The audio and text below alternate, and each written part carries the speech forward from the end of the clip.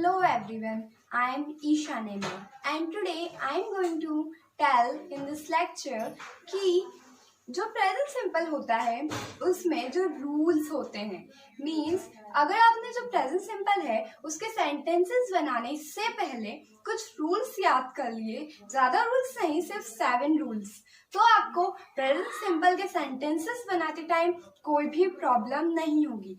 बस आपको एक छोटा सा काम करना होगा कि ये जो 7 रूल्स मैं आपको लिखवाने जा रही हूँ, आपको इन्हें ब्रेन में सिर्फ समझना है, अपने ब्रेन में फिट करना है, इन्हें समझना है। ये कुछ 7 रूल्स ही हैं। सो मैं आपको ये रूल्स पढ़ाना स्टार्ट करती हूँ, जिनमें से इन सारे रूल्स में से ये प्रेजेंट सिंपल में फॉलो होते हैं, प्रेजेंट सिंपल के सेंटेंसेस में फॉलो होते हैं। सो जो हमारा फर्स्ट रूल है प्रेजेंट सिंपल का, रूल नंबर फर्स्ट, वो है सिर्फ प्रेजेंट सिंपल के अफर्मेटिव के ही, शी, इट, सिंगुलर नाउन में ही वर्ब के साथ एस, ईएस और आईईएस का इस्तेमाल करते हैं।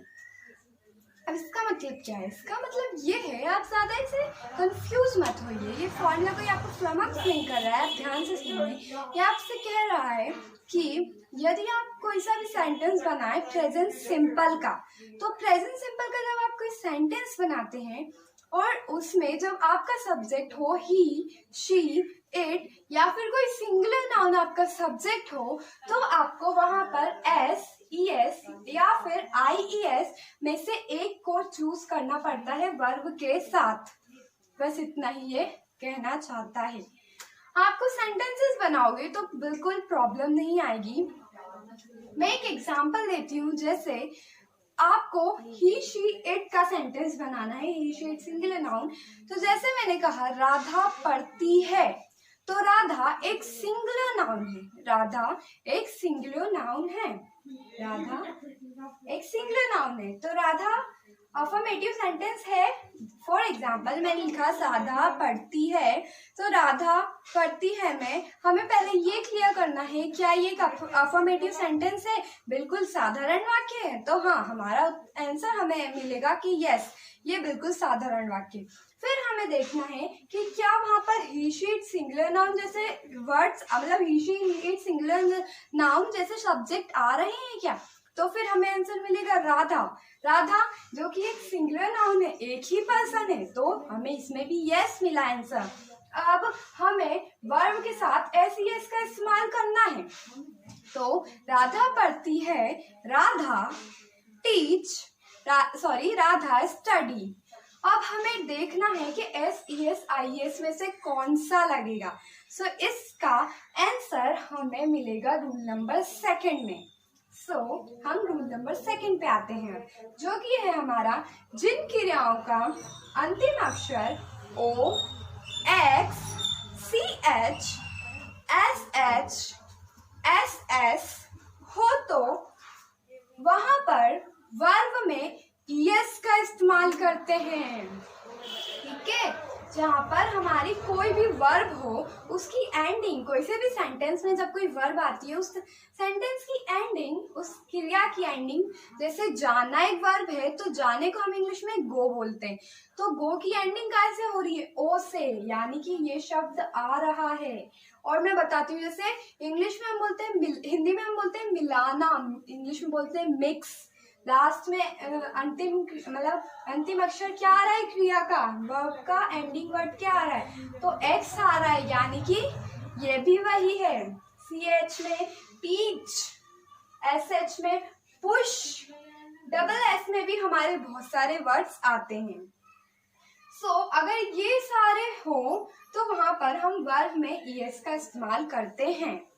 ओके, मैंने सेंटेंस बताया था राधा पढ़ती है, तो क्या हमें मिल रहा है पढ़ती है? क्या राधा पढ़ती, पढ़ने में, स्टडी में क्या हमारा आ रहा है O, X, C H, double S, S H? नहीं आ रहा है, यानी कि हमारा ये रूल भी इस वाले सेंटेंस में नहीं लगेगा। सबसे पहले मैं आपको रूल नंबर 2 का एक नोट बता देती हूँ, फिर अपन इसका आंसर ढूंढने के लिए रूल नंबर 3 पे जाएंगे, इस वाले सेंटेंस का। नोट हमारा कहता है कि रूल नंबर 1 लागू होना ही चाहिए। अगर वो सेंटेंस में ही शी इट सिंगुलर नाउन नहीं आया, वो सेंटेंस अफर्मेटिव नहीं हुआ, तो आपको ईएस लगाने की जरूरत ही नहीं पड़ेगी, क्योंकि आपको OX EH SH कब ढूंढना पड़ेगा, जब सेंटेंस आपका ही शी इट सिंगुलर नाउन हो उस सेंटेंस में। तो आप समझ रहे हैं ना, ऐसे ही आपको करना है। ये रूल नंबर फर्स्ट लागू होना ही चाहिए अगर आपको रूल नंबर सेकंड लगाना है तो। अब मैं आती हूँ रूल नंबर थर्ड पे, हमारे उस क्वेश्चन का आंसर ढूंढने के लिए। सो रूल नंबर थर्ड हमारा कहता है जिन क्रियाओं का अंतिम अक्षर Y हो, जिन क्रियाओं का अंतिम अक्षर Y हो और Y के ठीक पहले कोई व्यंजन यानी कि कोई कॉन्सोनेंट आए हो तो Y को हटाकर IS का इस्तेमाल करते हैं। यानी कि हमने कोई सा भी सेंटेंस लिया, उसमें हमारी वर्ब के एंडिंग में Y आ रहा है।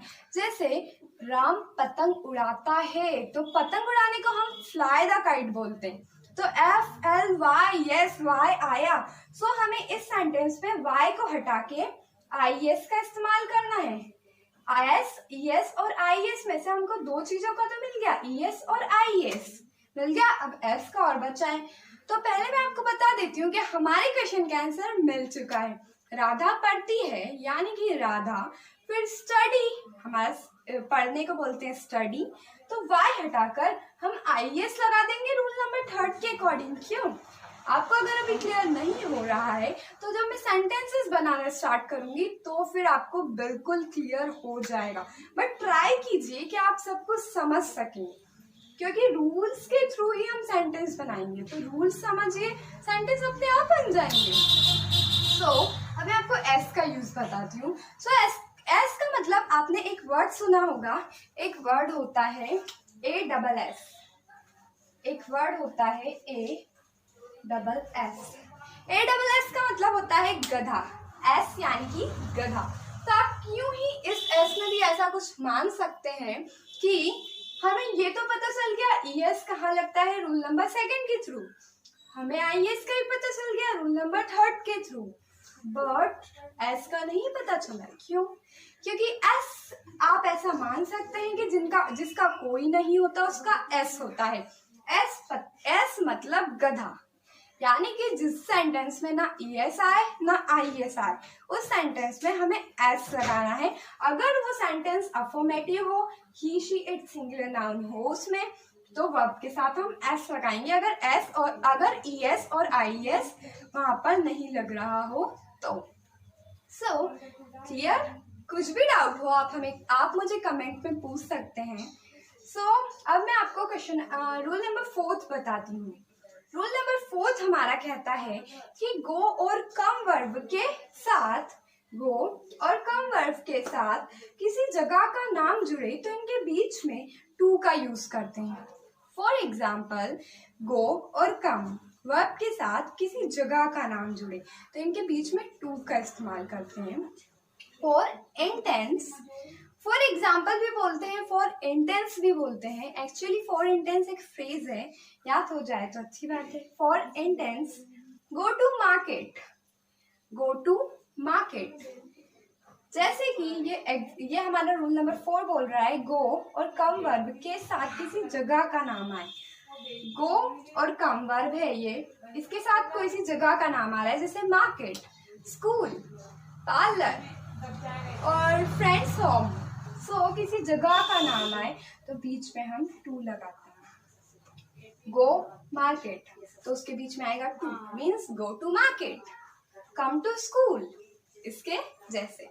आपको इन सेंटेंसेस की और प्रैक्टिस करनी है ताकि आप इन्हें समझ सकें और अपने ब्रेन में फिट कर सकें, और फिर आपको प्रेजेंट सिंपल के सेंटेंसेस बनाने में कोई प्रॉब्लम नहीं आए। नंबर 4 के बाद की एक नोट है जो कि आपको याद रखना बहुत ज़रूरी है कि लेकिन गो और कम वर्ब के साथ यदि here oblique over here, there oblique over there का यूज हो तो वहाँ पर उनके बीच में टू का इस्तेमाल नहीं करते हैं।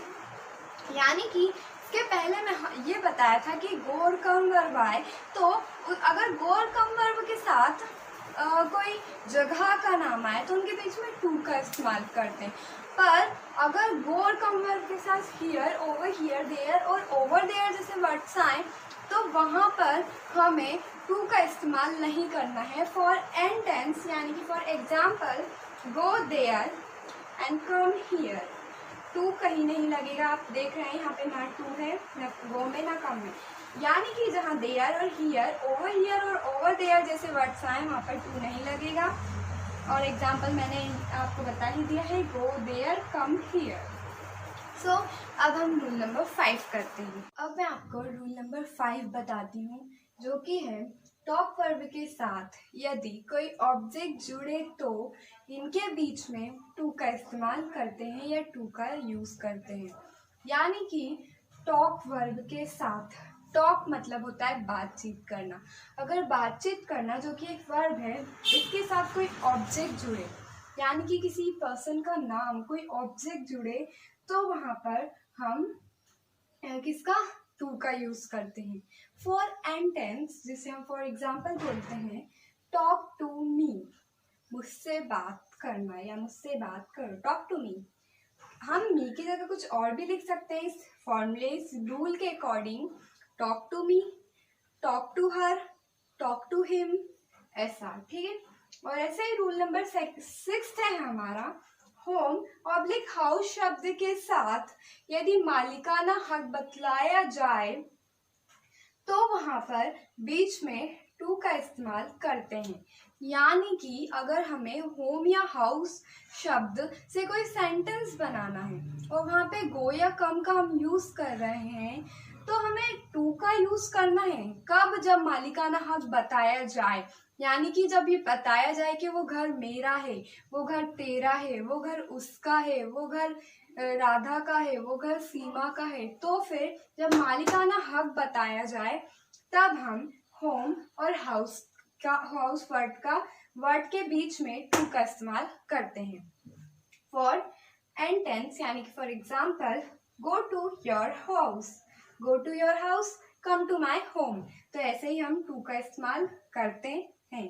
अपने घर जाओ, गो टू योर हाउस, तो यहाँ गो और तुम्हारे घर, जाने और तुम्हारे घर, इन दोनों के बीच में हमने टू का इस्तेमाल किया। आने और हमारे घर यानी कि मेरे घर, इसके बीच में मैंने टू का इस्तेमाल किया। ये हो गया हमारा rule number 6। But rule number 6 का आपको एक नोट बिल्कुल याद रखना है। वो नोट ये है कि होम ऑब्लिक हाउस वर्ड के साथ, होम ऑब्लिक हाउस शब्द के साथ यदि मालिकाना हक का प्रयोग नहीं किया जाए तो उनके बीच में टू का इस्तेमाल नहीं करते हैं।